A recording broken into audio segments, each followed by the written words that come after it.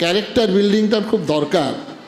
না হলে আজকে মন্ত্রী বলছেন আমি ব্রাহ্মণের ছেলে, আমার কোয়ালিফিকেশান এই, আমি নরেন্দ্রপুর রামকৃষ্ণ মিশনে পড়াশোনা করেছিলাম, আমি চারটা দপ্তরের প্রধান। জজ সাহেবকে বলছে দয়া করে আমাকে জামিন দিন। কল্পনা করা যায়? তাহলে এই নরেন্দ্রপুর পড়াশোনার কি? আর এই সময় দাঁড়িয়ে আশীর্বাণী। আর বাংলার তো অবস্থা বুঝতেই পারছেন, ভয়াবহ দুর্দিন বাংলার। আজকে যারা অভিভাবক অভিভাবিকা এসছেন, বাংলা এবং বাংলার আমরা এবং বাঙালি বলে পরিচয় দিতে এখন লজ্জা হচ্ছে। যে বাংলার রবীন্দ্রনাথ, ঈশ্বরচন্দ্র বিদ্যাসাগর, বঙ্কিমচন্দ্র, নজরুল, স্বামী বিবেকানন্দ, প্রণবানন্দ যে বাংলায় জন্মগ্রহণ করেছেন, তাদের মনীষা, আকাশ বাতাস মুখরিত হয়েছিল। আজকে সেই বাংলা মাথা নত হয়ে গেছে। আজকে যারা একটু শিক্ষার সঙ্গে যুক্ত আছেন, একবার ভাবুন, শিক্ষা জগতের যারা দপ্তরটাই জেলখানায়। চিন্তা করা যায়, এতগুলি শিক্ষিত যুবক যারা কত কষ্ট করে পড়াশোনা করেছেন, দিনের পর দিন, মাসের পর মাস, বছরের পর বছর কেটে গেল,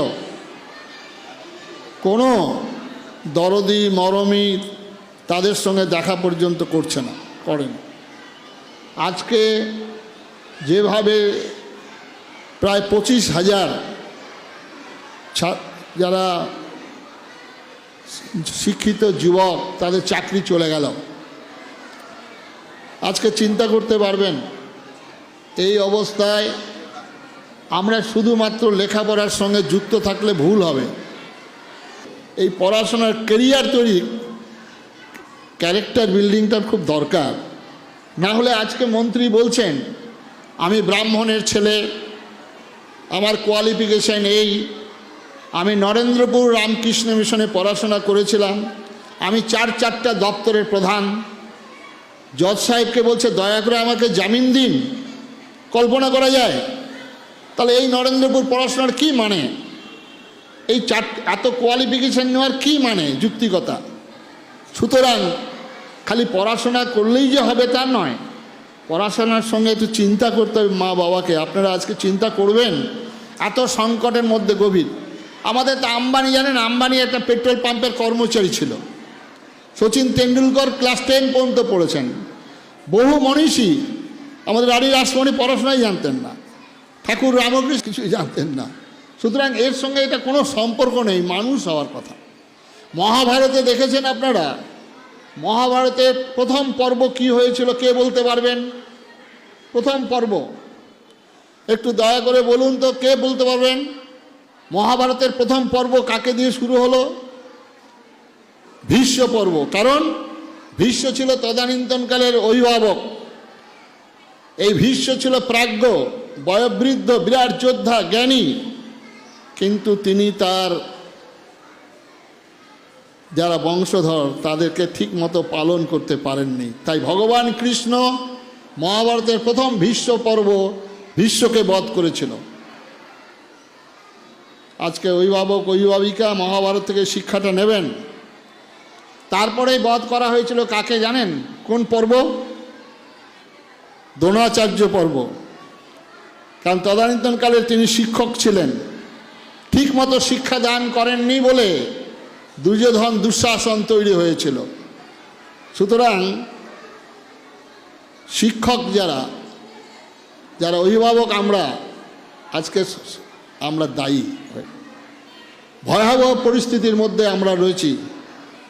আজকে মানব সভ্যতার একটা সংকট এসে গেছে। এই সংকটে মানুষ যদি গঠন না হয়, আজকে পশ্চিমবঙ্গের চিত্রটা দেখছেন তো, কি মানুষগুলো তৈরি হলো, কি মানুষের অবস্থা। আজকে ভুবনের কথা মনে পড়ছে। আপনারা পড়েছেন ভুবন? প্রথম একটা স্কুল থেকে কলম চুরি করেছিল। পিসিমা এসে বললেন, না ও বাচ্চা, কলমটা আজ চুরি করেছে, ভুল করে নিয়ে এসছে, ছেড়ে দাও। এরপরে বই নিয়ে এসছে, এরপরে শশা চুরি করেছে, এরপরে বড় চোর হয়েছে। এবং তখন পুলিশরা এসে যখন তাকে ধরেছেন নিয়ে যাবে জেলে, তখন বলছে দাঁড়ান একটু আমার পিসিমার কাছ থেকে ঘুরে আসি। পিসিমার কানটা কেটে নিয়ে এসেছিল। আজকে যিনি বাড়ির মালিক, তার ছেলে চোর, তার স্ত্রী চোর, তার মেয়ে চোর, সবাই চোর। তার বাড়ির মালিক কি দায়ী নয়? সুতরাং ভুবনের মতো অবস্থা হয়েছে আজকে পশ্চিমবঙ্গে। সুতরাং এটাও চিন্তা করতে হবে, চোখ কান খোলা রাখবেন। ছোট ছোট ছেলে মেয়েদের ভবিষ্যতের জন্য আপনারা একটু চিন্তা করবেন। আমাদের একটু ধর্মীয় শিক্ষা, যেটাতে সনাতন হিন্দু ধর্মের একটা শিশুকে প্রার্থনা করা হয়, অসতৌ মা সদ্গময়, তমসৌ মা জ্যোতির্গময়, মৃত্যুর মা অমৃতঙ্গময়, আবির আবির্ময় বেধি। অসত্য থেকে সত্যের পথে নিয়ে চলো, অন্ধকার থেকে আলোর পথে নিয়ে চলো, মৃত্যুলোক থেকে অমৃতলোকে নিয়ে চলো। এটাই হচ্ছে ভারতবর্ষের প্রার্থনা। পৃথিবীর কোনো ধর্মের মধ্যে, কোনো মানুষের মধ্যে শিক্ষা দেওয়া হয় না যেটা ভারতবর্ষ দেয়। আর এই ভারতবর্ষের নামটার সঙ্গে একটু যুক্ত হবেন আপনারা। ভারত, প্রতিভায় রত, জ্যোতির্ধ্যানে রত যে দেশ, তাকে বলা হয় ভারত ভারতী। এতদ্দেশ পতুতস্য সখাসাদ অগ্র জন্মন সং সং চরিত্রং শিক্ষরেণ পৃথিবীয়া সর্বমানবা। এই ভারতবর্ষের চরিত্র শিক্ষা সমগ্র পৃথিবীকে আলোকিত করেছিল। সুতরাং ভারতবর্ষের এই যে সভ্যতা, ভারতবর্ষের এই সভ্যতার সঙ্গে পরিচয় হবেন, পরিচিত হবেন, ছেলে মেয়েদেরকে বলবেন পৃথিবীর কোথাও ঈশ্বরের জন্ম হয়নি, কোথাও বা জন্ম হয়েছে পয়গম্বর, কোথাও বা জন্ম হয়েছে ঈশ্বরের আদিষ্ট পুত্র, আর স্বয়ং ভগবান যুগে যুগে ভারতবর্ষের পুণ্যভূমিতে জন্মগ্রহণ করেছেন। আর এই ভগবানকে গর্বে ধারণ করেছেন আপনারা 10 মাস 10 দিন। তাই ধন্য, আপনাদের প্রণাম শ্রদ্ধা নিবেদন করে আমার বক্তব্য শেষ।